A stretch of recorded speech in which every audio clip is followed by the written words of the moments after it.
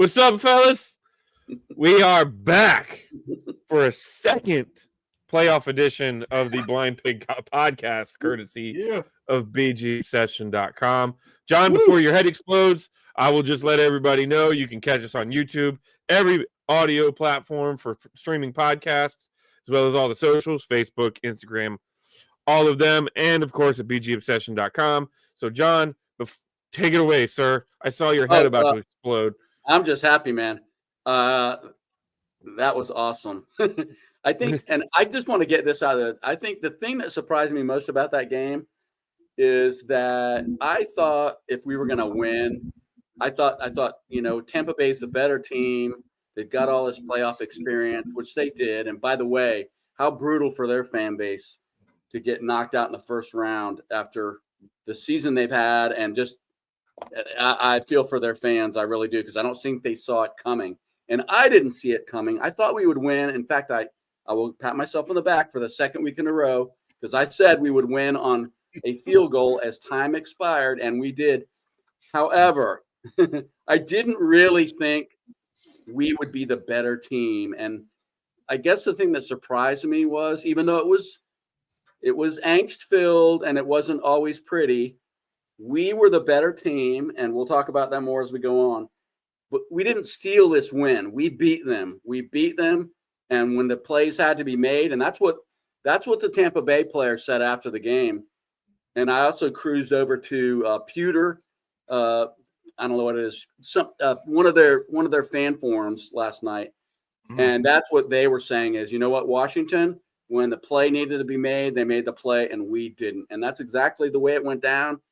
And I didn't see that coming. I thought we might win, but I thought we'd steal it. I thought they'd outplay us, and we'd somehow manage to get back into it and steal one. But we just won the game. That was my reaction.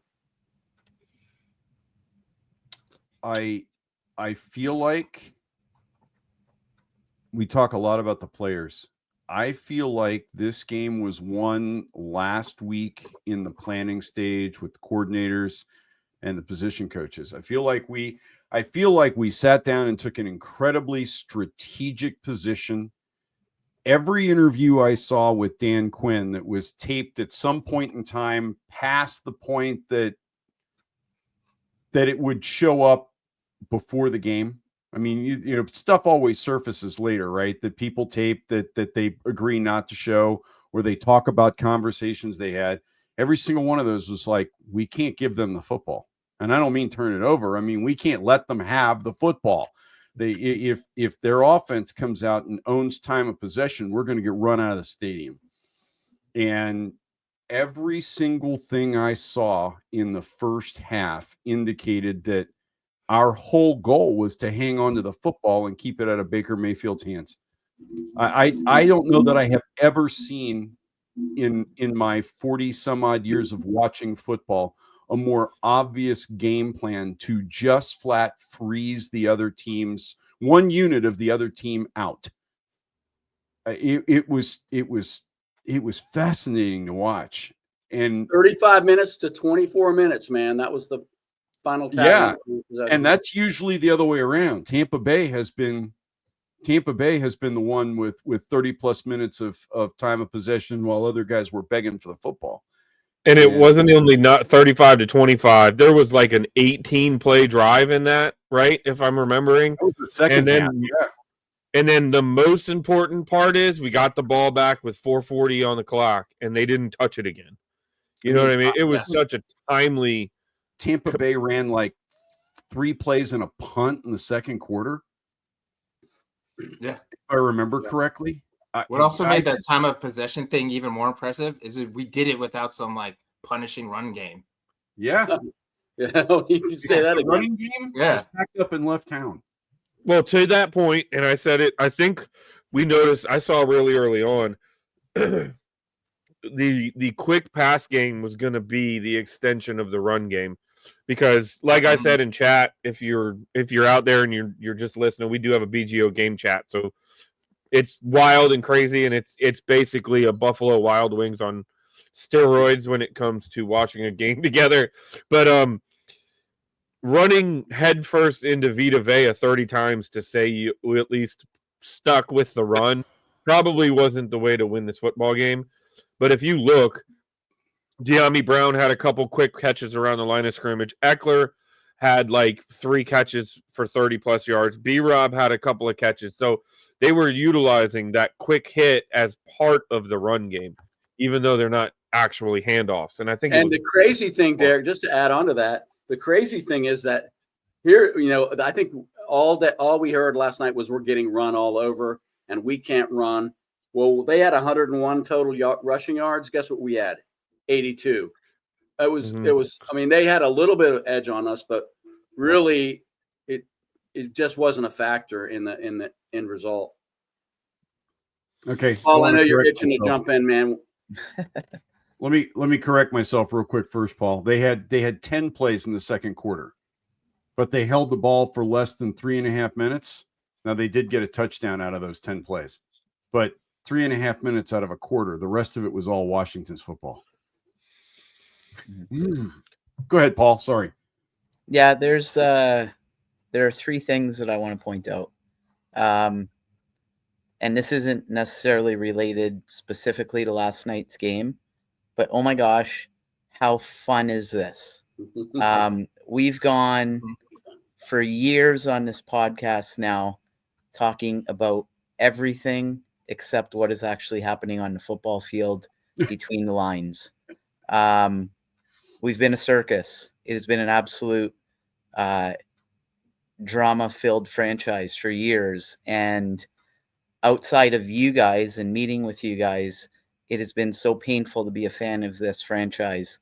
And for me last night, honestly, win or lose, I would have been completely okay with the result, regardless of what transpired, very simply because of the fact that this team has infused so much fun into my fan experience again. And this is what it should be to be a football fan. And this is what it should be to be a fan of the burgundy and gold. This is what I experienced as a child. And to see this flame be reignited again, that's a victory in and of itself. Secondly, in terms of the game itself, we talk about quite often about the concept of complementary football. And at 17-13 Tampa Bay, Bucky Irvin seemed to start getting rolling there in the second half, and I was very concerned that he was going to take over the game. And when we failed to convert on that 4th and goal, our defense came up with such an outstanding complementary play, being able to recover that fumble. Now, granted, we didn't do much to create the fumble. I mean, it was, a mistimed play where Mayfield ended up fumbling it and botching that handoff. But kudos to Bobby Wagner for being right there and doing absolutely everything within his power to pounce on that football.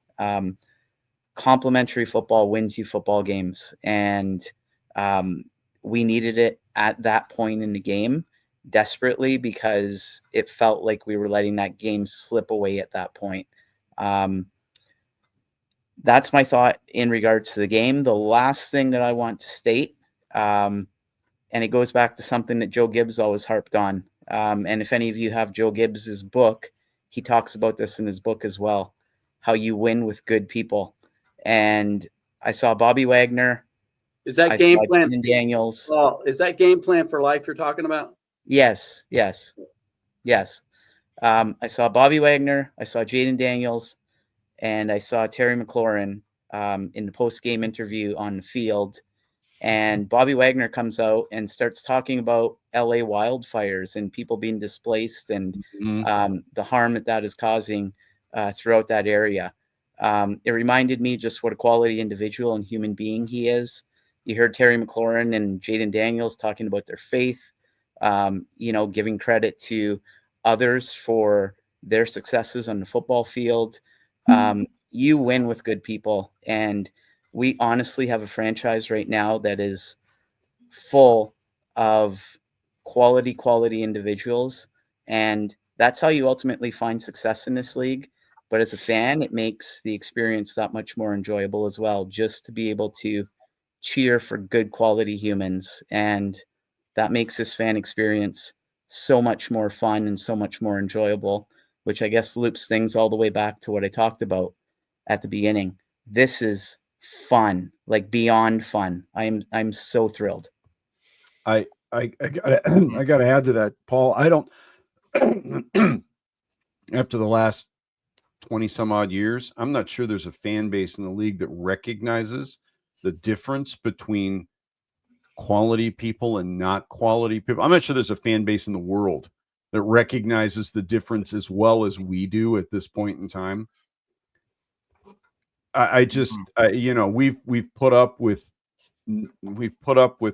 not quality. I will just leave it at that, right? I could pick a lot of other adjectives out, but we'll leave it at not quality for so long that the difference is so glaringly obvious when you look at Josh Harris and Mitch Rales and Magic Johnson celebrating in the tunnel with family and players. You'd have thought those guys had played this game. They were so happy. And then you look at the players and you look at the comments, like you said, it is so glaringly obvious how bad we've had it for so long. I've smiled all day long. Work was horrible today, but I smiled all day. You know, nothing could screw this up. So one of our core guys, Mark, who we mentioned before, is living in Berlin or near Berlin. He's living in Ansbach, Germany, which is in Bavaria.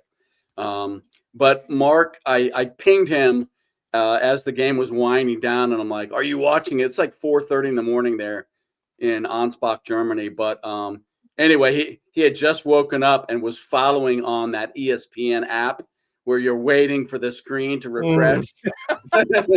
Oh my God. Probably all of us have experienced that, like the most really anxiety-inducing apps ever. But I wanted to hear from Mark on just his initial reaction to how the game came out. Happy victory fucking Monday. First of all, what did you say? What did you say when the kick went through? What was your reaction phrase? I'd like to think mine was, holy shit, oh my God, something that I could feel good about. Best I came up with in that moment was, I'll be damned. I'll be damned. Here we are again.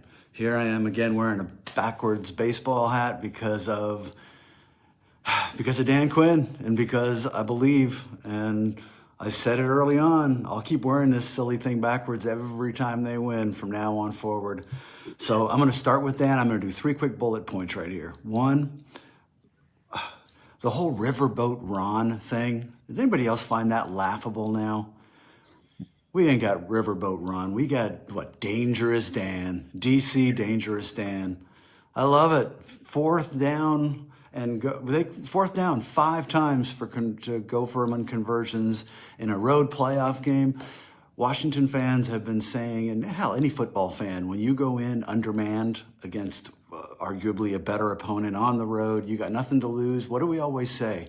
Pull out the stops, take chances, go for it on 4th down, run trick plays. Riverboat Ron talked a lot about that shit. Dangerous Dan does it. Now, yeah, he's got Jaden Daniels and Cliff Kingsbury and a defense that we'll talk about in a second that surprised the hell out of me. I think it probably surprised the hell out of Tampa Bay too. But hats off to Dangerous Dan. Dude, you got nothing but my love and respect for what you've done for this team, for us, for guys like me and guys like the rest of y'all talking about and caring about the Washington Commanders.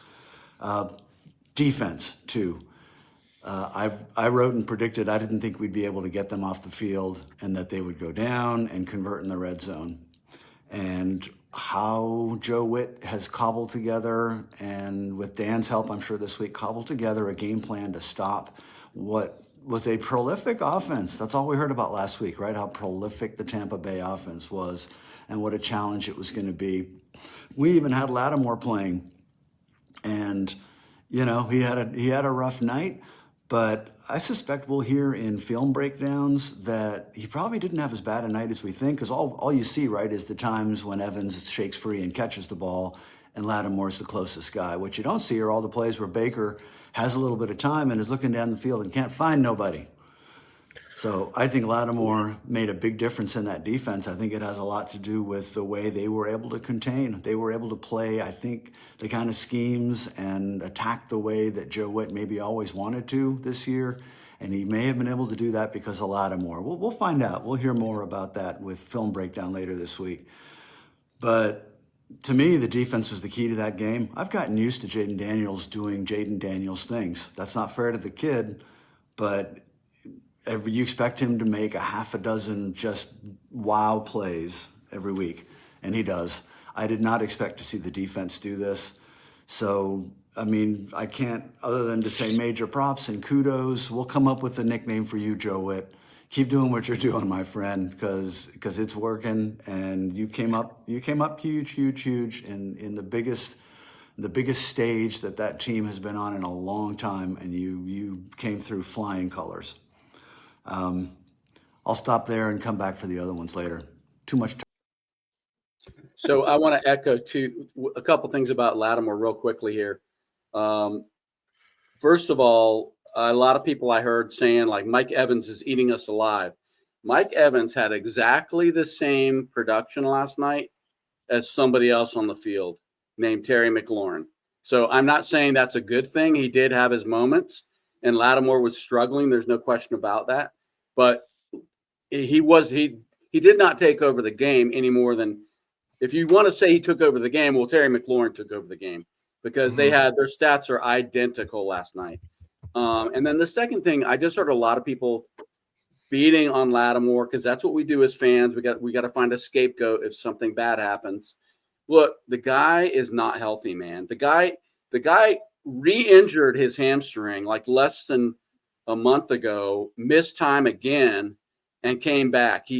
He's doing the best he can. That guy's a good fucking cornerback. He's gonna be good. It's a hamstring. It's not a blown trade. He's not a disappointment. We didn't make a big mistake. He's just not 100%. So get over it. And that's just my little rant because I heard it so much tonight and today. It's like, just shut up. He's not healthy. And you not only that, John, to your point, Mike Evans is a first ballot Hall of Famer. The guy is going to execute. He is a unicorn right now.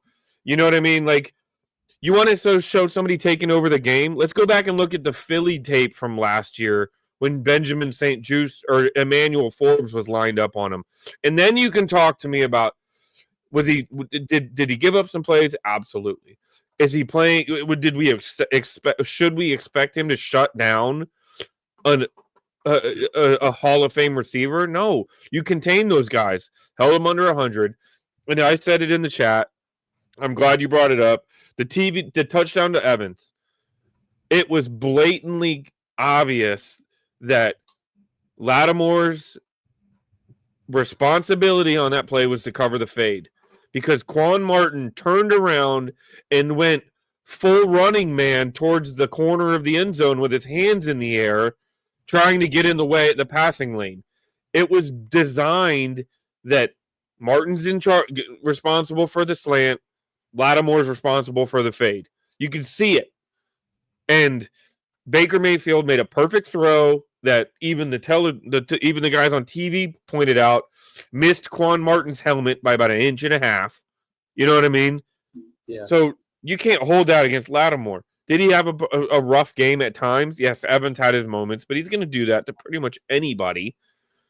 And if you had told us before the game that we would hold Baker Mayfield to 185 yards passing, I think we'd be pretty damn thrilled with it. And I know some of it was the game plan, as you guys have pointed out, like not keeping it out of his hands, which is absolutely fair.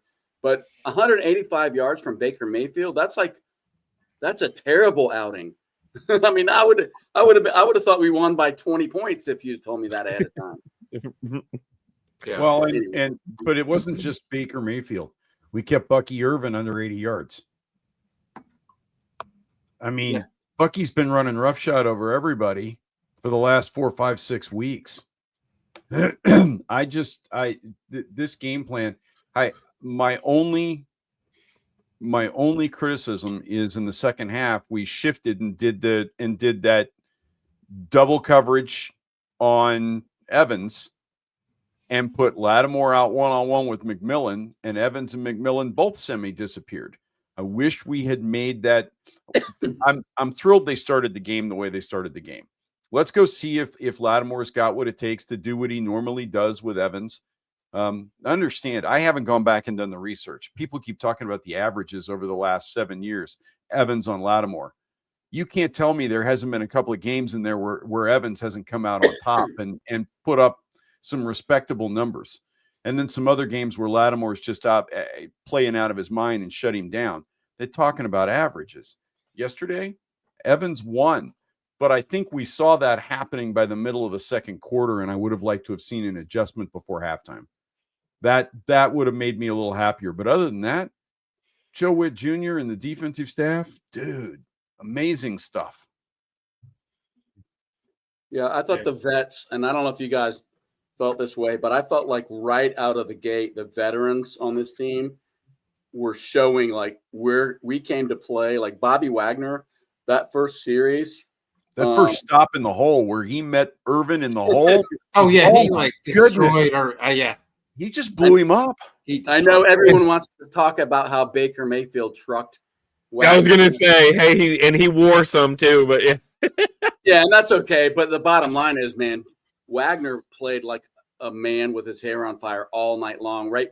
And it happened right out of the gate. And then the same thing on the offensive side. The first time we got the ball, Terry McLaurin is like, I am going to be a factor in this game, and he was all night long. And even Lattimore, I think every vet on that team stepped up and played really hard. And like I said, we competed on every single down the entire night, and that was just awesome to see. Yeah, and for me, one major thing that stood out was poise in being through tough situations before. As we know, Jaden Daniels always has that calm, and then it also allows his teammates to take on that persona too. Then on the flip side, as good as Baker Mayfield is, he does fumble, he turns it over, and he did that in crunch time in a big spot. And then also they had that when they were in the red zone, they had that weird missed snap of the ball and just like doffed it there too, and just had to settle for a field goal. And to me, that shows a difference in it just in being in the bright lights in the biggest moments. Are you ready to go execute flawlessly, or will you get sometimes you, as great as Baker is, he has his heart on his sleeve. He gets really wound up, and I think that was a big factor in the game too. So by far the biggest discussion point, really throughout the entire game last night in our chat room was about. If you look under my name, you'll see that I quoted Rocky Balboa, "Go for it." I think he said that to Clubber Lang, Mr. T. He's like, "I'm going to crush your soul," or whatever. And he said, "Go for it." That was Dan Quinn last night. And Dan Quinn, I have the quote somewhere. After the game, he said, "We knew we were going to be bold, but not reckless. Bold, but not reckless." And he said it like 7 times in the post-game interview. And I thought they were bold as hell, but it was driving the fan base insane that we weren't taking field goal shots.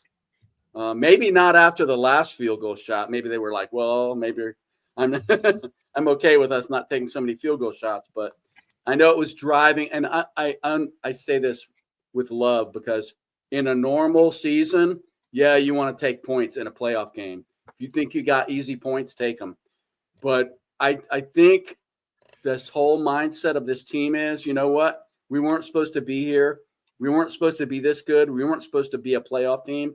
But now that we're here, we're going to we've won all year long taking risks. And when I say taking risks, what I really mean is believing that the team will come through if we trust them to come through. More times than not, the players on that field are going to get the job done. Even if we're uncomfortable as fans watching it, they're going to take the chances. And I really think that was a huge part of this win is that, you know what? We knew that if we played the Bucs 10 times, we might lose 7 of them if we played them straight up and kicked field goals every time we were inside of 30 yards. But Dan Quinn made the calculation that, you know what, we're going for it. We're not supposed to be here. We're going to be ballsy. We're going to take chances, and we're going to succeed when we do more times than not. And I just thought that was an incredibly ballsy way to coach this game. And I was so glad to see it, because if we had lost, I would have been okay with it, because we left it out there versus like playing some conservative. Ron Rivera would have played that game conservative as hell, and we would have lost by 10 points. I think he would have, and I think 90% of the teams in the NFL would have. Yeah, John, I'm so glad you brought it up. Because look, my argument in the chat yesterday was they have been practicing this way for 6 months. You change it up and you change the entire mojo of the team, right? Mm-hmm. And then if you want to really go back and look at it, we went for it on 4th down 5 times, right? We didn't 4 drives. And 2 of those drives, we were successful enough that resulted in touchdowns, 2 that they weren't. So you can't pick and choose. Either you're going to do it or you're not. So if, in theory, those 2 drives have resulted in 14 points, had we kicked 4 field goals, it would have been 12. So even though we missed those, we didn't leave. It's not as easy as leaving 6 points on the field, because you don't know when it is and isn't going to work. You're either going to go for it or you're not going to go for it. You know what I mean? So the process that they used resulted in a net of more points on the same drives. And I hope fans understand that. And say, well, we could have won. We could have had 6 more points and it wouldn't have been as close. But no. Because you can't say, well, this time it's not going to work, so we're going to kick the field goal. It's not that easy. You know what I mean? Like, I know, you're either going to have the mentality or you're not. First of all, I know the other guys want to chime in on this, so I'll keep it brief. But I know the fans, because I feel it. We're uncomfortable when we go for it. You know why? Because it's scary, man. Because you might not succeed, and then everything that might follow. But you know who else is uncomfortable with us going? The defense. The defense on the other side of the ball, and that is the part that I think we don't always recognize, is that, you know what, we're not the only ones nervous. That defense is nervous as hell. Yeah. I posted this in the forums earlier today. Dan Quinn's propensity to go for it on 4th down now makes opposing defenses plan for 4 downs. They have to think about it. It's in the back of their head. They get to 3rd and long, even 3rd and medium. They're not thinking that with Washington, they're not thinking this is a 1-down series anymore. They're looking at it and going, there's pretty good odds that, I went and looked it up today. Tressway has punted the ball 50 times this year. We've gone for it 23 times or 23 times. So roughly 1 out of 3 4th downs, we go for it. That's enough of a statistical, statement that teams have to think about that. And opposing defenses can no longer relax. They have got to look at it and go, this is 2-down territory for the Washington Commanders. And we need to play hard every single down. You can't just give up 8 on 3rd and 10 and expect the other team to roll over. The other thing I loved was the 4th down where they brought Mariota and Jaden Daniels in together. Oh my gosh, Cliff Kingsbury, and then to turn around. I missed that play, man. They did it twice. He did it twice. Yes, and then he turned around and did it again. And they had both of them in the huddle late in the game, and I went, they're going to line up and try and draw them off sides. And because it worked earlier, Tampa Bay is going to be wound like a clock. Yeah. And Tampa Bay, to their credit, they were very disciplined and they did not jump. But I was just like, Cliff Kingsbury, he deserves an award for shithousery. I mean, because that was just absolutely tweaking the other team. But I've gotten to where I love this whole 4th down thing. And I'll tell you who I think also loves it. I would be willing to bet you that to a man, the defense loves it. Our defense, I mean. I think the entire roster loves it. The whole team has. You're right, Derek. But I've seen guys go, man, the defense has got to be hating this, and I don't think the defense hates this at all, because this is a low key, very tacit statement by Dan Quinn that I trust you. I trust you. I want my offense to keep the ball because you win games by scoring points. But if we don't get this, I trust Bobby Wagner. I trust Dante Fowler. I trust Dorrance Armstrong, John Allen, Deron Payne, Johnny Newton, go right down the list, right? I trust you guys to go out there and get the job done. And what happened last night? We went for it on 4th down late in the game, didn't make it, and the defense went out there and took the football away. And I thought, man, you guys just, and they play harder because Dan has tacitly said, without saying, I trust you. And they will run through a wall for him. And Bobby Wagner proved it last night, picking that fumble up off the ground, because Baker Mayfield was closer to that ball than Wagner was when it hit the ground. And what we've seen in the past is when we fail in those moments in the past, I know K-Dog is a big momentum guy, but in the past, what would happen is we would fail. There would be this like huge emotional momentum shift, and then we'd give up, a drive for a score. And you just don't. Momentum shifts with this team only last for about a play or two. Yeah. And then we're right back contesting. I don't know. It's amazing. And it is definitely like an emotional. It's taken me a while to embrace it, but I'm there now. I'm like, you know what? I don't care if we never punt again, for the rest of this season, however long that lasts. I'm okay with it. But I don't think it can be overstated. And Paul, if you want to comment on that, you can tell me to shut up for a second. I'm not going to. I do when you're done. Go for it, buddy. Hey, tell me to shut up. I mean, come on. No, I'm never going to do that. Say what you want to say, and then I have one thought I wanted to share. Go, Paul. Mm-hmm. So we talk about Jaden Daniels' late game heroics and how he's consistently able to just find a way to will this team to victory. I think to a certain extent that a lot of that can be directly attributed to the training we've been giving him all season. Think about all the 4th down attempts and all the 4th down situations that we've been putting that guy in. He's calm, cool, and collected for a reason. We've been building this guy up to the point where he's able to be placed in these late game situations and basically treat every single play in a stretch drive like it's 4th down. He's unfazed because we have built him up to be that way. And we've put him through the ringer, and he's responding amazingly. And I think the two go hand in hand.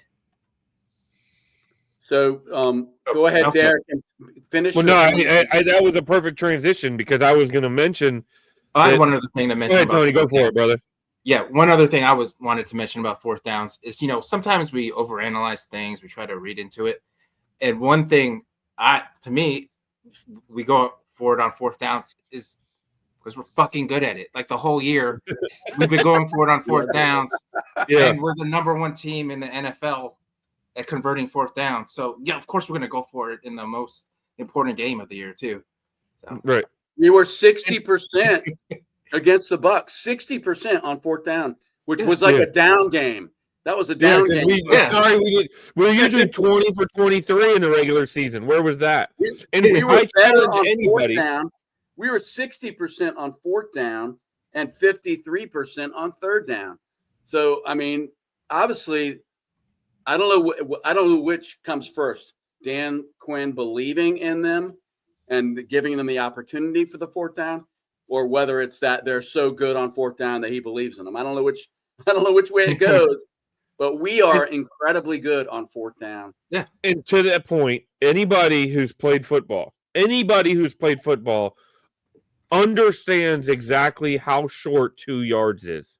Okay.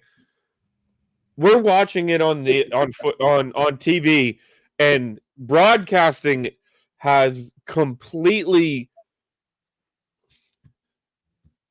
mastered the ability to make everything look more difficult than it is. 2 yards is 6 feet. Okay, that's as tall as I'm not even 6 feet tall.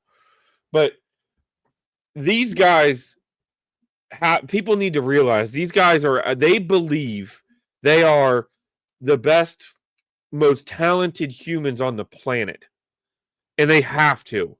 They have to have that level of confidence. Lattimore has to believe he can shut down Evans every time he comes out there, and he has to believe that no matter what happens, he's still better than him, even if he does give up 5 catch, whatever. It's the same thing. We as fans look at, oh, this is Vita Vea. He's so good. He's better than our interior. Guess what? Tyler Biadasz ain't looking at it that way. Tyler Biadasz is looking at it like, I'm going to punch this motherfucker in the mouth. Let's go get 2 yards, right? Like, that is the mentality is not exactly like, those words, Derek. That's exactly what he said, by the way. and I that's where I think football fans, and if in K-Dog, if you listen, you can chime in on this. But I think that's where fans of football need to change their dynamic thinking. That if you are 20 of 23 in the regular season and it has gotten you to 12 wins, you've earned your level of arrogance to believe we're going to keep doing it because nobody can stop it. And it's been proven.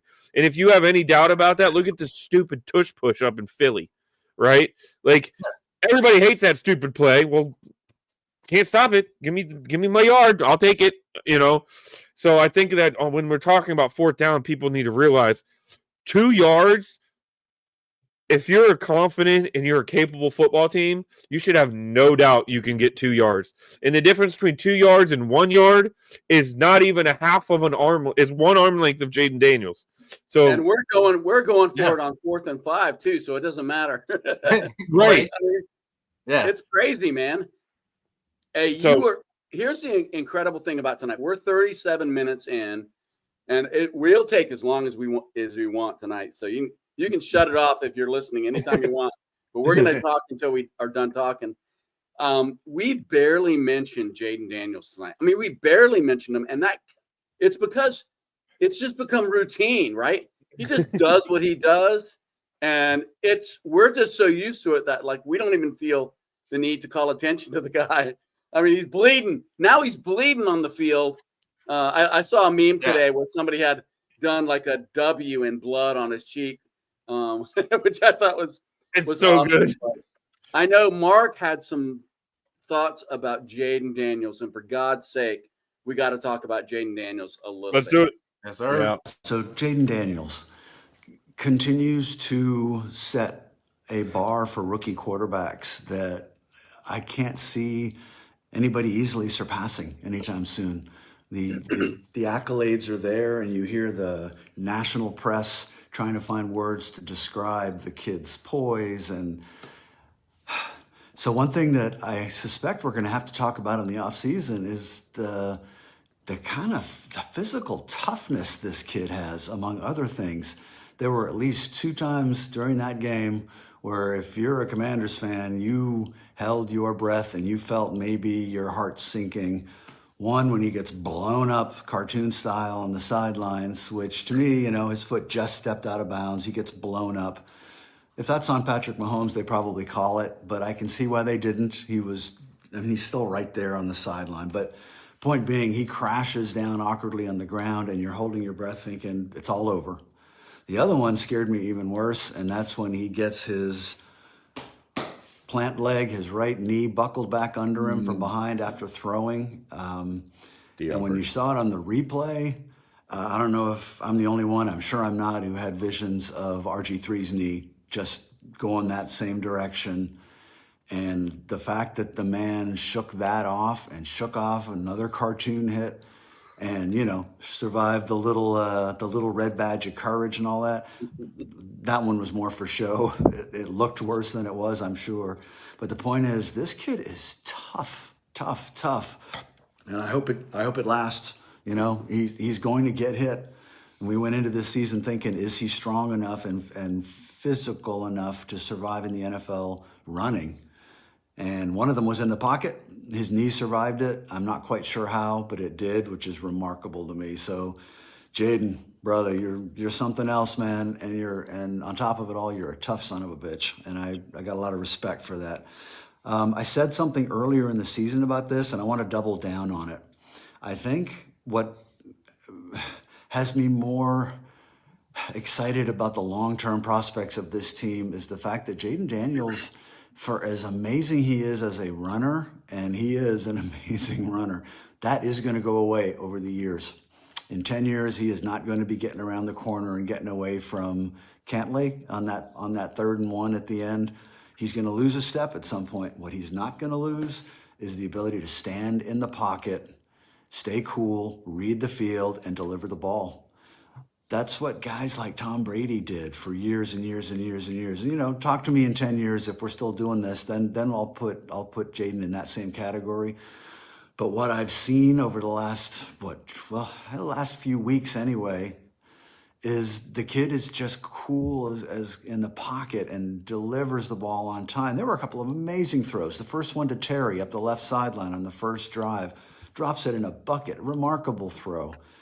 The throw to De'Ami Brown on the 3rd down on the last drive, the 3rd and 6, was one of the biggest plays of the game. He doesn't convert that. We're punting back to them with 4 minutes to go and tied. Just a remarkable read and under pressure, and just delivered a dime, absolutely spot on.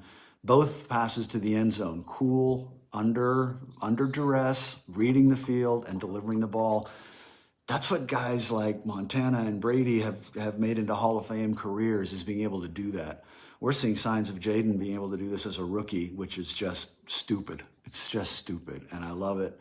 And I just want to keep pointing that out. If you want to be excited about anything, it's that not only do we have a guy that right now can be Lamar Alexander and run around and do magic with his legs, with the way he reads the field and delivers the ball, this is a guy who could go as far as he wants to go. In this specific game, he did it without a running game. Our running game, that's a topic for the offseason, I guess. Adam Peters sees it too, that we cannot run the ball. Only Jaden Daniels appears to be able to run the ball. That needs to be fixed. So anyway, kudos, Jaden. You continue to amaze not just your fans, but people all over the country. I've got buddies who are Packers fans and Tampa fans who are reaching out and just saying, you know, and Dallas fans. One of my best friends is a Dallas fan. John, you know who I'm talking about. He says, congratulations, you found your guy. You found your guy. It's a new day, and we all know it, and the world knows it too. Hail. Yeah, Mark is too politically active because Lamar Alexander is 84, but I think we know who he meant. I have to say there was one other throw when we were talking about Jaden. He was retreating, rolling right. I believe he was in the end zone, and he throws across his body back toward the middle of the field.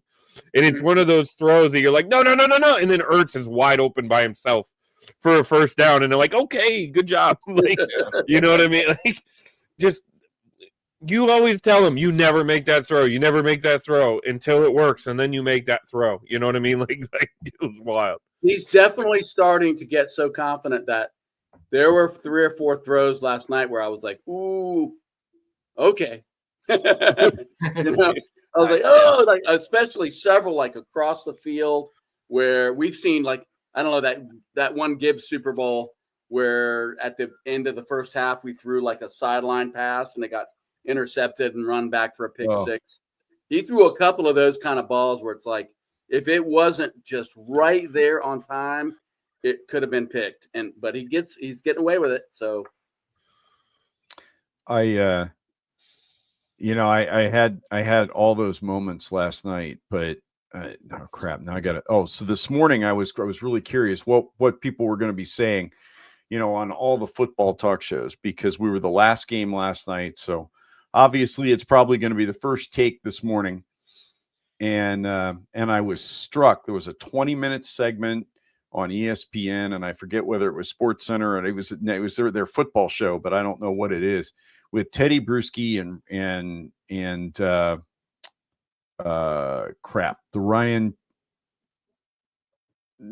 Ryan that used to be head coach of the New York Jets, Rex Ryan. Yeah. And just a couple of quick comments, and then you know, you guys can have at it. But Rex Ryan's comment was, Washington fans, pencil this football team in for the playoffs for the next 10 years, because that's what this kid does. I mean, I'm paraphrasing, but that's effectively what he said. Then Teddy Bruschi, who, I mean, amazing linebacking career for one of the greatest defensive coaches in the history of the league, and he called plays for that defense. He was effectively New England's version of Bobby Wagner, and now he's been doing this, in studio analysis and talk show thing for like 15 years. He's got basically 30 years in professional football. And he was very candid this morning. He said, I have never seen a rookie quarterback ever perform like this. He said he does not play like a rookie. And he said, I don't say that lightly. He said he just does. He does things that third, fourth, and sometimes fifth year pro quarterbacks have a hard time doing. And he makes it all look easy.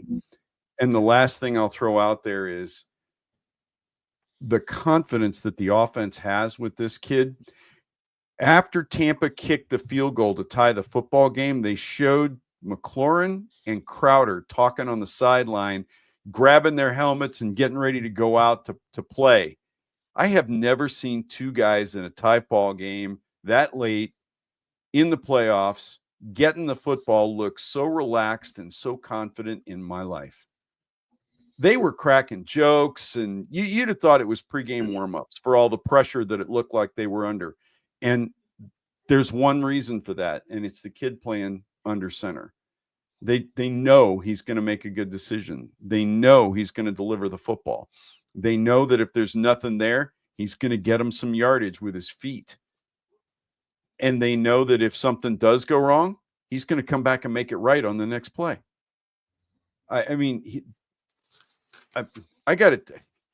There are only a couple of teams I see with this level of confidence in the guy under center. One of them is Kansas City.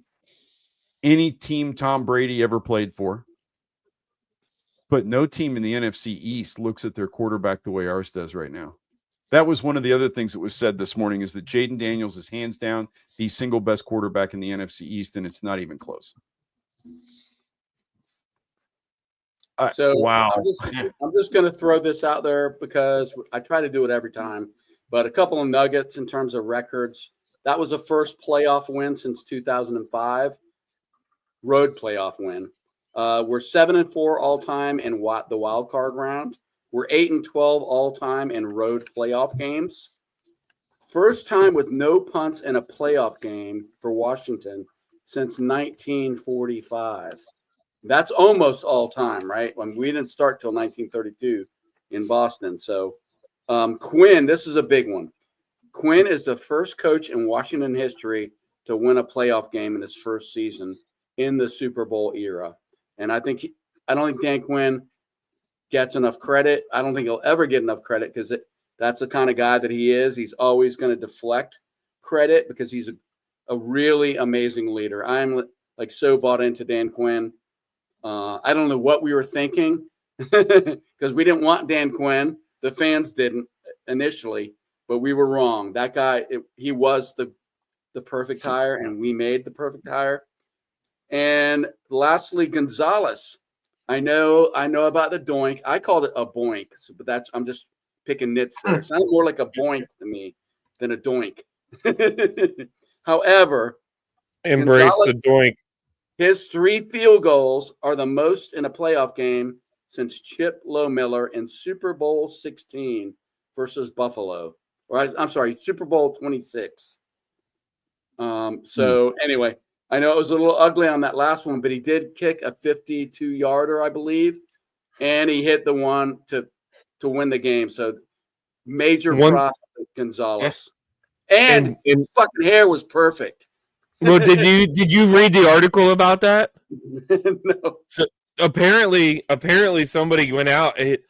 Zangan, he has like for real OCD, and that is his that is his his like tick thing. Yeah, is and they were showing him on the sidelines. He was taking his socks off and putting them on, off and on, and everybody was like, "This guy's so freaking out. He's freaking out." And apparently, that's just his sensory thing. That, hey, more props to him. You know what I mean? I can only imagine if you're OCD and you're going to take yourself like that situation and you have that kind of need for that's wild. So, yes, he did have perfect hair, by the way. I do have to agree with you, John. It was good.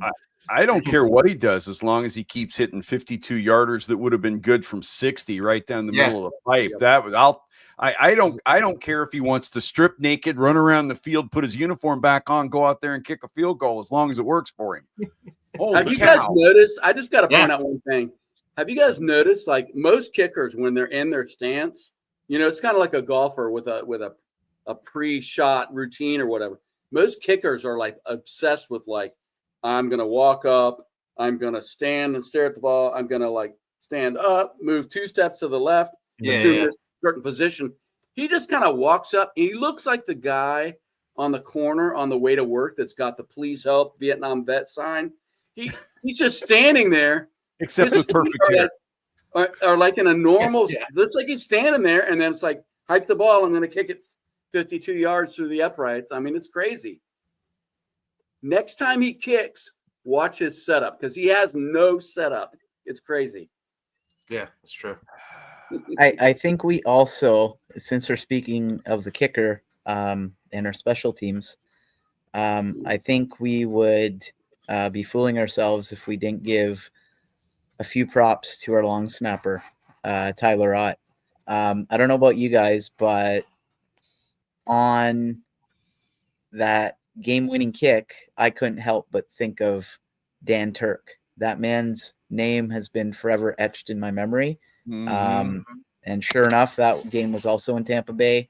And yeah, I'm glad that feeling did not reoccur last night. Yeah, we've been getting some good contributions from our long snappers. So tip of the hat to him. Christian McCaffrey too, man. That was one of my pregame predictions that he would return a kickoff for a touchdown. He didn't, but he had 2 returns for 60 yards, which is, I mean, that guy's got some talent. I hope we keep using him for kickoff returns. Mm-hmm. Well, we can use that. We can hopefully use him for kick returns on Saturday night, boys. We can transition to some Detroit. I'm not going to lie. I am not confident. Detroit is a juggernaut. They're going to put up points. I think it's going to be a shootout. I will say, I think personally, if there's a way, it's because their defense is kind of beat up. They've got some injuries, but I'm curious where your guys' confidence level is. Traveling to Detroit, 2 weeks rest. We're coming off an absolutely emotional win on what is considered to be a short week. What are you guys thinking? Well, I mean, statistically, we have no chance. If you look at it, I mean, they're on offense, they're second in yards, first in points. That's pretty good. On defense, they're only 20th in yards, but they're 7th in points. So they do give up some yards, but mostly through the on the ground game, they're top of the league in pass defense. They give up a lot of yards on the ground, which is not great news for us because that's not a strong suit for us right now. But I mean, statistically, I don't think we look like we have a chance in hell. But I don't know that this team pays much attention to statistics. And Jared Goff is having a crazy season. He's completing 72% of his passes, 37 touchdowns to 12 interceptions. He has been sacked a lot. That's really the only kind of chink in the armor there. But he's having an incredible year. They have 2,000-yard receivers, Amon-Ra St. Brown, who I begged us to draft, and we didn't. And Jameson Williams is their second. Jameson Williams is their second best receiver. He's had over 1,000 yards. And then by the way, another guy that we wanted to draft was Sam Laporta, who's having a pretty good year. And they have Jahmyr Gibbs with 1,400 yards rushing and another 512 yards receiving. So they're kind of good. Let's put it that way. They're reporting that Montgomery should be back this weekend, so they get their own version of Thunder and Lightning back. Right. Because Montgomery's they're heavy down back, and then you've got Gibbs as the change of pace. You know, I'm hard pressed to root against the Lions, man. Talk about a team that's had years and years, decades of futility. I mean, they can't even look back on the early 70s like the Jets can. The Lions have nothing. But here, all right. I put this. Where did I post this today? I don't think I put it in the forums because I wanted to save it for tonight, but I did put it out on Blue Sky. We're the only team left in the NFC that can beat the Lions. I watched the Philadelphia Green Bay game yesterday. Jalen Hurts is a shell of the guy that was playing football 6 weeks ago before they played us the last time. He did not look good, even vaguely good. Their offense doesn't look great. Saquon Barkley is the only thing that's keeping that offense really, really moving. And in all honesty, I'm not sure the defense isn't still hung over from what Jaden did to him several weeks ago. But I don't think Philadelphia can go to Detroit and beat them. And we know the Vikings can't. They got eaten alive 2 weeks ago, last week. And the Rams are Jekyll and Hyde, maybe, but I just don't see it. The only reason I say we're the only team with a chance left to beat them is because of Jaden Daniels, Dan Quinn, Cliff Kingsbury, and the fact that we are such a together team. The thing is, I think Detroit is just as together a team as we are. I think Dan Campbell has melded them into the same kind of a us against the world organization that Dan Quinn has created in Washington, just with more talent. Because there is more talent on that football team, even injured. You mentioned you stood on the table for St. Ra or oh my gosh, what? Amon-Ra St. Brown. Amon-Ra St. Yeah, I will never get that one right twice in a row, so I should quit trying. I stood on the table for Jack Campbell, and all Campbell's doing is leading Detroit in tackles this year. The kid is just lighting everything up, and that's losing how many players around him.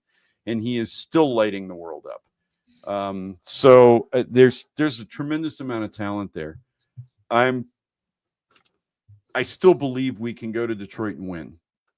And part of the reason I believe that is because they are as beat up as they are. I'm not sure any team in the National Football League has as many lost man games to injury as the Lions do. And it's not small names either. I mean, when you lose Aiden Hutchinson, who is a perennial defensive player of the year nominee every year, your pass rush is going to hurt, and they just keep coming out every week, and that defense keeps performing.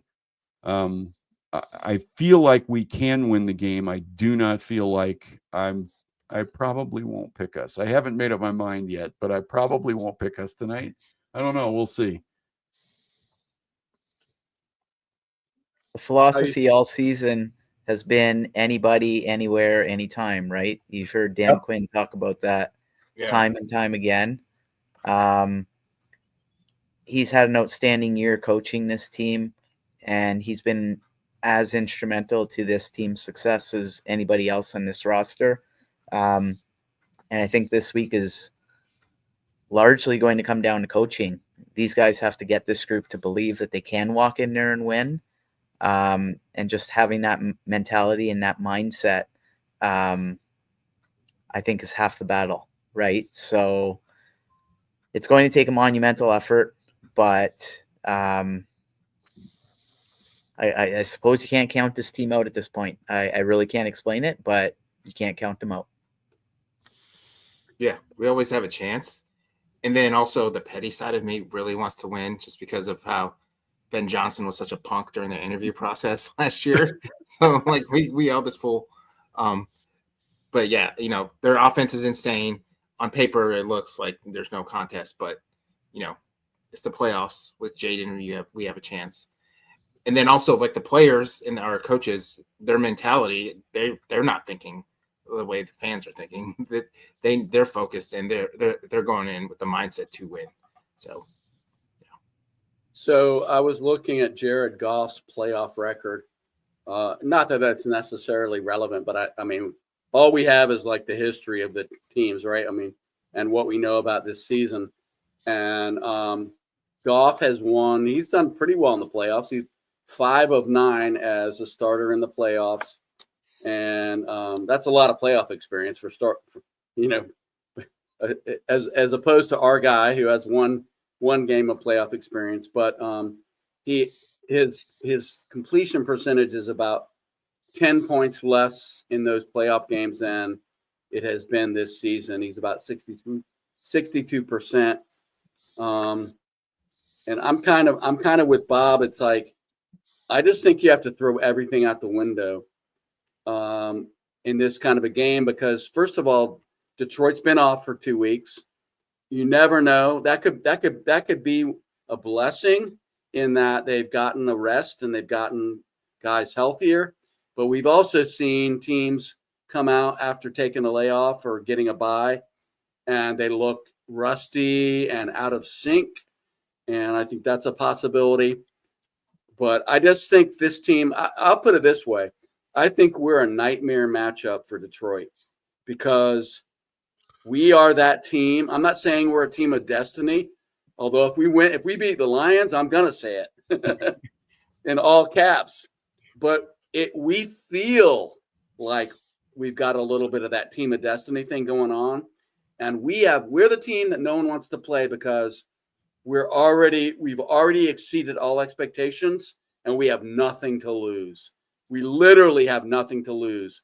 If we go out there and throw flea flickers on every offensive play, nobody's gonna say a word about it. I mean, it's like we literally can go throw everything we have at them, and no one's gonna be upset if we lose the game, because I think most people write us off to begin with. So I don't think we're the team that Detroit would have really wanted to play, just because of Jaden Daniels and because of the vibe that we've got going this year. I mean, we won 6 in a row, guys.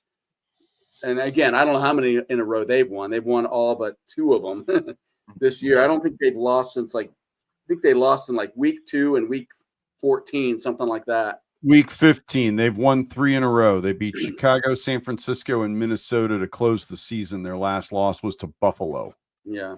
So, I mean, they basically have won all year long. Oh, no, they lost to Buffalo at home. Yeah. Oh, you know what? Both of their losses are at home.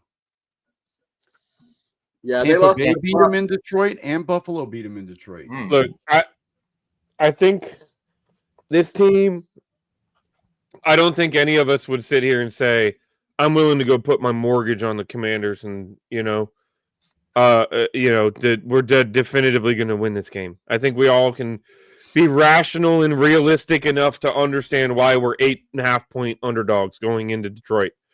We don't deserve to be better than that right now. And I don't mean that in a bad way. I'm just meaning that in a realistic way. Right. But at the same time, I think all 5 of us can look honestly at this team and say, I also have a hard time saying that we can't win it. As long as, we just had the game plan of all game plans. To everybody's point, the run game was not effective. We pivoted and did things. I heard a stat yesterday that apparently that was Baker Mayfield's first loss in the first round of his career. He had been previously 3-0 in the first round, 2-0 with Cleveland, 1-0 with Tampa Bay. So looking at the way things, like, why can't we find a way? I'm confident Quinn, and at a minimum, the game plan is going to be there, and it's going to come down to execution. Now, it could be a couple bad bounces. It could be that things don't go our way. Football is just weird that way.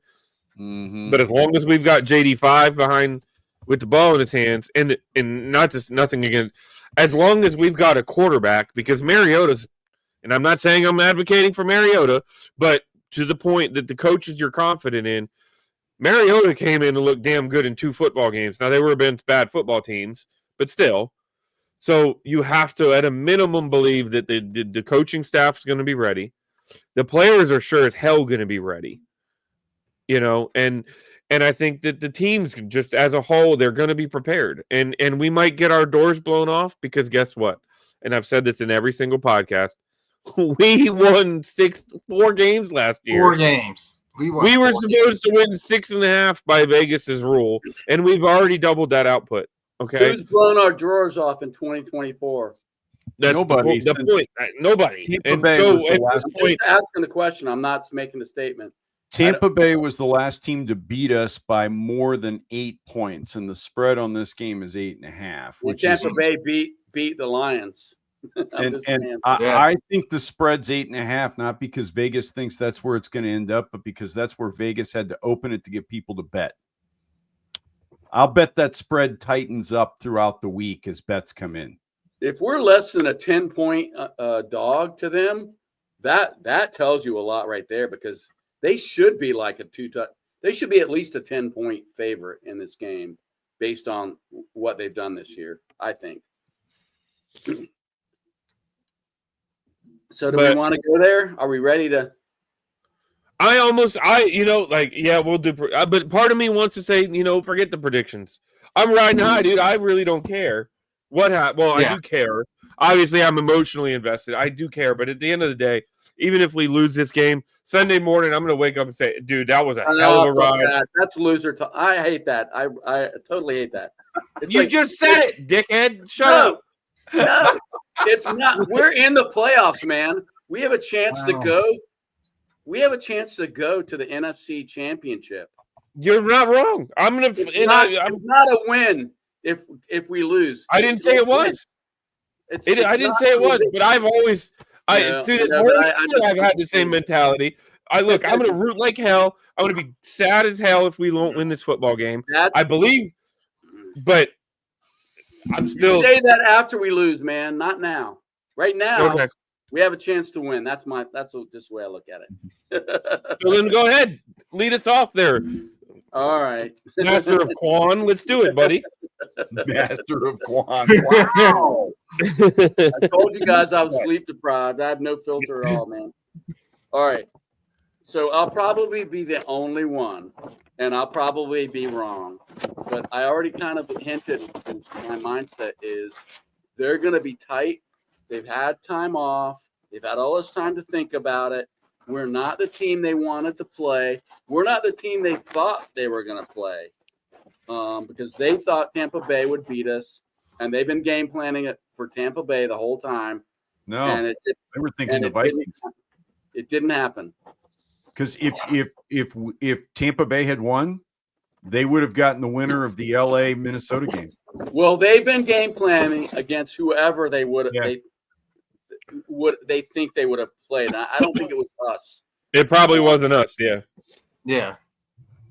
I think Jaden is gonna. I think they're gonna unleash Jaden even more than they have in the last couple weeks, and I think he's gonna get over 100 yards on the ground, and 2 touchdowns on the ground. I don't know I don't know how it's going to go in the passing game, because they're pretty tough against the pass. But I think they're going to turn the ball over. Goff's going to turn the ball over a couple of times, which is not characteristic of him in 2024. And really, I'm pinning my hopes on the fact that we have nothing to lose. And sometimes teams with nothing to lose that actually believe they belong there, unlike even right now, a lot of our fan base doesn't believe that we belong in a playoff game against Detroit and that we have no legitimate chance. I don't think the team gives a fuck about that. And I think they're going to go out there and throw themselves around and take chances, even more chances than we saw against Tampa. And I think we go to overtime with them and we win on another field goal, 35-32. And I'll probably I don't know if I believe it, but I feel like they deserve our faith, and that's my prediction. Well, all right, so I'm going to respond, and not once did I say that I was just packing it in and being loose. I still, to your point, believe we can play with anybody. I believe the team believes we can play with anybody, and they've got nothing to lose, and that makes them very dangerous to anybody they come up against. to your point, the bye week can be a curse, especially to a team that is not familiar with it. A team like Kansas City, you don't believe the bye week's not going to hurt them, right? Andy Reid is not going to hurt. Pat Mahomes is not going to hurt. But that team, Detroit, is such an emotional high. They ride such an emotional game plan that the lull of the off could definitely come into play. So I am not discounting that. I absolutely don't think it's an 8.5 point game. Okay. I'm not going to pick us to win because the logic and rational thing in this world would be that we don't win this football game. But you could have said that against Tampa. You could have said that against Philly a couple weeks ago. You could have said it a couple times this year. So I get it. I'm rooting like hell that we win. I believe we absolutely have a chance to win. I just don't think we end up pulling it off because there's so much stacked against us. I think it's going to be close. I think it's going to be a big scoring game. Maybe not as big as John. I think ultimately it's 30-26. Detroit ends up pulling it out, and there's some weird thing at the end that we fall just short. What you got, Paul? I obviously, well, I'm not going to say obviously, but I got Detroit winning this weekend. I expect our team to fight hard. I expect our team to be in the game because the fact of the matter is you don't know when these opportunities are going to present themselves again. We find ourselves in a great situation this year, so the team's just got to go for it. Things can change quickly in the NFL, and, we're in the final 8. Embrace the opportunity. I think the team will do that. I think they will give it a fight. That all being said, I think that this team this year, despite the fact that we're in a divisional round, is probably where Detroit was a year and a half ago, when they were on, they caught on complete fire towards the end of the year. They finished their year 9-8, and they just missed the playoffs. But in terms of our trajectory, I think we're where the Lions were two seasons ago. And the Lions that you see today, I truly believe that can be us in 2 years. So in terms of our learning curve, in terms of our development, I think we just got a little bit more of a ways to go here. Again, we're going to put up a fight, but I think our perfect 3-0 playoff record historically against the Lions is going to come to an end this weekend. And I see us being defeated. I'm going to say Detroit wins by 2 scores, 34-20.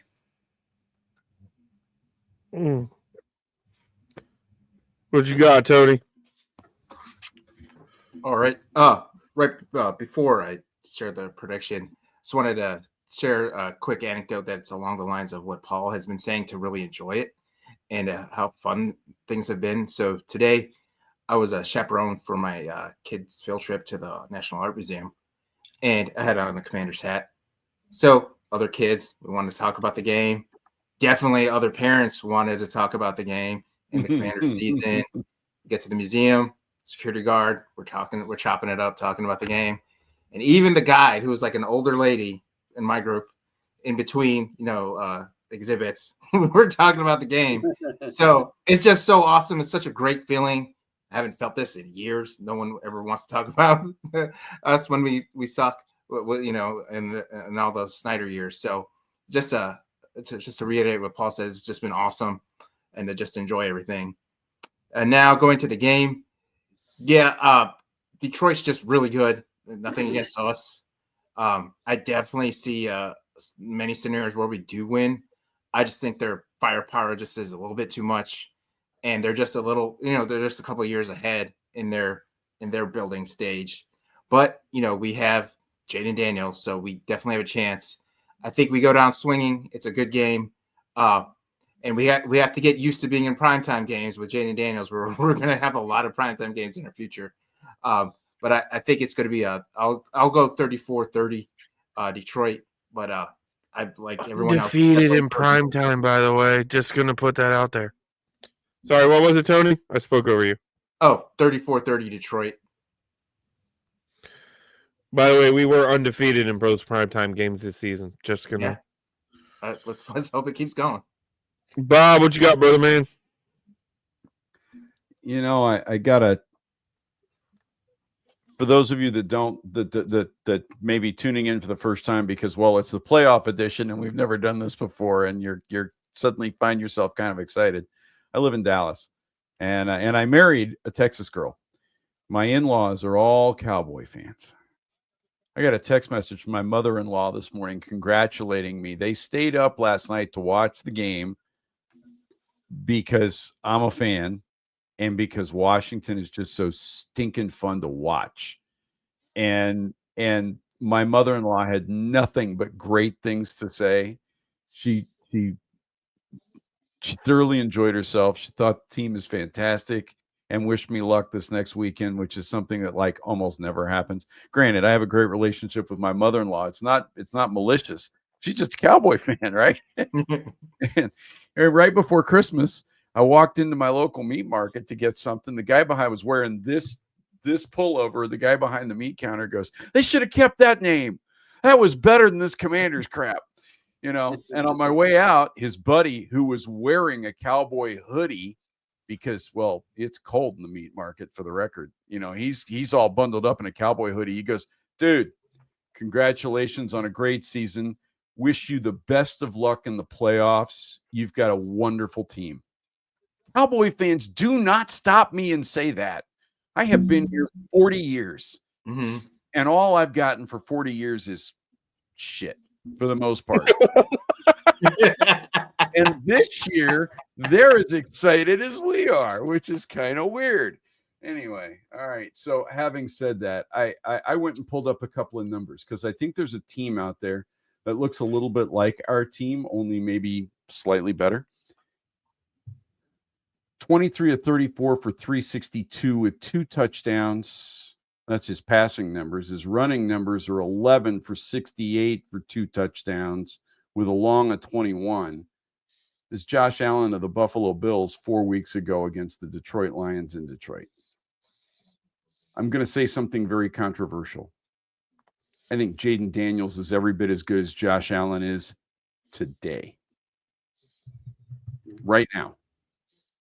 Josh Allen is widely considered one of 2 options for league MVP, the other being Lamar Jackson. And right this minute, I think Jaden Daniels is as good, if not better, at quarterback than either of those guys. His name should be not just in the Rookie of the Year award, but league MVP, because I don't think there is a single player in this league that matters more to their football team than Jaden Daniels. With apologies to Marcus Mariota, who's played very good this year when they pulled Daniels and put Mariota in there. And I think this team would have been fairly successful if they had decided to sit Daniels for the year and play Mariota all year long. Would we have won 12 games? No. Would we be in the playoffs? I don't think so, but I think we would have surprised a lot of people. I think that is the nature of the guys that Dan Quinn and Adam Peters brought in. That's the class of this football team. But Jaden Daniels he's not just a generational talent, I don't think. I think he's a multi-generational talent. This is the kind of player that I said it a minute ago. Teddy Bruschi said he's never seen a rookie play like this in 30 plus years of studying. And I mean, studying in a way that most of us will never understand studying film. Bruschi's been looking at film for 30 years and he's never seen a rookie play like this. I think Daniels gives us a puncher's chance in this game because I think Daniels can duplicate what Josh Allen did 3-4 weeks ago. He can largely do that because Detroit's hurt. Specifically on defense. You go look at their injured reserve list and it's a who's who of guys that play defense. Starting with All-Pro Aiden Hutchinson, who I would really fear if he were playing in this game. God, oh my gosh. I see like 35, 34, 38, 37. This is going to be one of those games that's decided by 1 or 2 points. And at the end of the day, I think Detroit probably squeaks it out. It's that home field advantage. If we were playing this game in Washington, I think I would probably pick Washington. but we're playing in Detroit, and Washington is on the road now for the third consecutive week because we closed the season in Dallas. Then we flew to Tampa Bay. Now we're flying to Detroit, and we're doing it on a short week because we played last night, and now we've got to play on Saturday. And Detroit's coming off a break. They played really well coming out of their bye, guys. I don't have a lot of faith that they're going to come out and look rusty. They played really well coming out of the bye early in the season. They reeled off like 8 straight wins after the bye, 9 straight wins after the bye. So I feel like Detroit's going to come to play.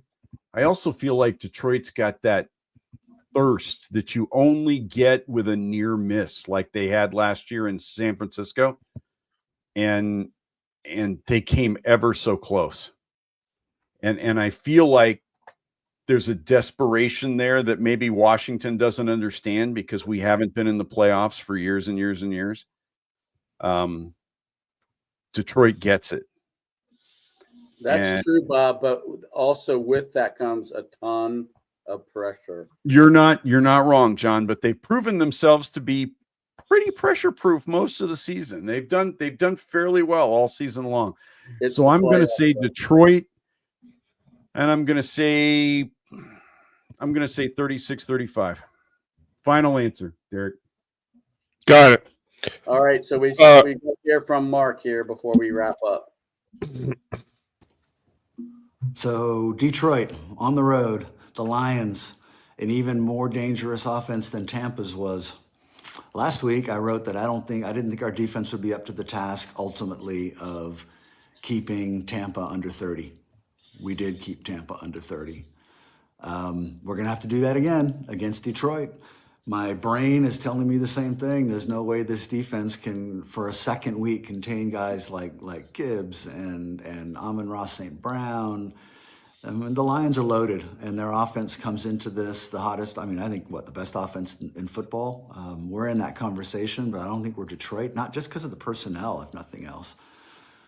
To beat Detroit, we're going to have to get on Goff. We're going to have to get pressure up the middle on Goff. Make him uncomfortable, make him make some mistakes, try to get a big turnover like we got from Baker to win this game. I'm done saying this team can't do it. I'm not quite to the point yet where I'm going to say what I've been saying about what I used to say about Brady, and I've been saying about Mahomes for the last 5 years, that I'm not betting against Brady. I'm not betting against Mahomes. I'm not quite ready to say I'm not betting against Jaden Daniels. I'm not there yet, not this week. But my friends, I can see it from here.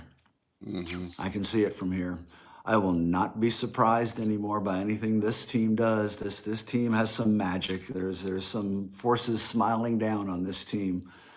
And I'm not unaware of that and unappreciative of it. I know we have to make predictions, and I'd love to tell you I think we win on a last-second field goal again. My brain is still telling me our defense can't do it 2 weeks in a row. So with that big, huge caveat that we've got a lot of magic and it could happen, I still think it's going to come down to our defense having to get one last crucial stop against the Lions or two and just not quite having the horses.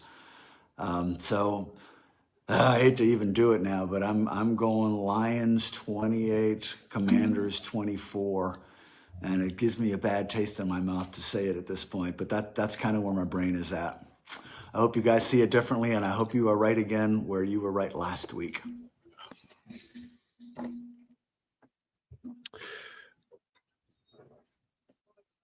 Mark has us holding them under 30. Like that would be huge. I think if you told us right now that we could hold them under 30, I think that instantly elevates our confidence, right? They've averaged, and I confess, I nerded out and broke out the calculator.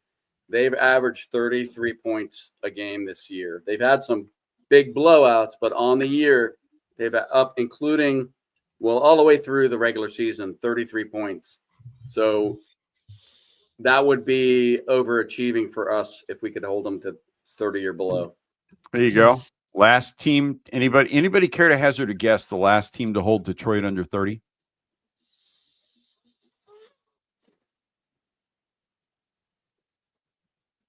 No. Maybe Green Bay. Bears. Okay. I figured it Chicago might have been a Bears. division opponent. Yeah. Week 13, right at Thanksgiving Day, Chicago lost 23-20.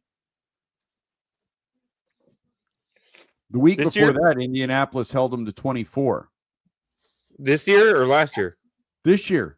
Oh, wow. Okay. This year. Yeah, Indianapolis held them to 24 the week before Thanksgiving. However, the week before Indianapolis, they hung 52 on Jacksonville. So, you know. Yeah. Well, Since gentlemen, the game with Chicago, they hung 34 on Green Bay, 42 to Buffalo, 34 on the Bears the second time around, 40 on San Francisco, and 31 on Minnesota. So, yeah, I'm going to be surprised if we can hold them to under 30. I feel really good about our chances. Yeah. Me and you both, brother. For sure. Well, fellas, this is uncharted territory. Yep. Yeah. I mean, this is different, right? So part of my spiel when I was predicting was just to show the football gods that I can appreciate this situation that we're in.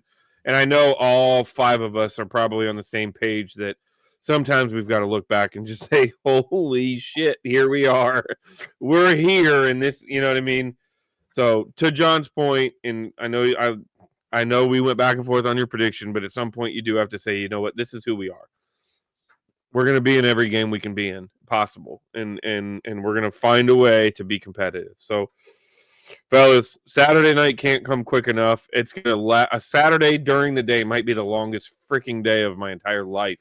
Looking for this game, I don't know what I'm going to do. I might start drinking at 11. I have pre-existing plans Saturday night that I can't get. I don't want to get out of, no matter what. They're good people, so I'm trying to figure out how I'm going to work this out. Alienate them.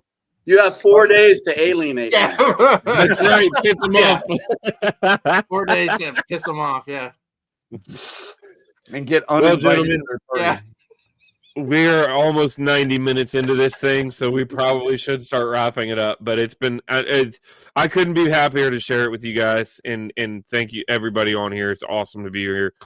So, gentlemen, as we always sign this thing off, if you've made it this far, please give us a like, a share, and a follow. Hook us up with all of the different streaming platforms, and come find us at bgobsession.com. So as we sign off, I'll hit the tagline and I'll say, that'll do, pigs. That'll do.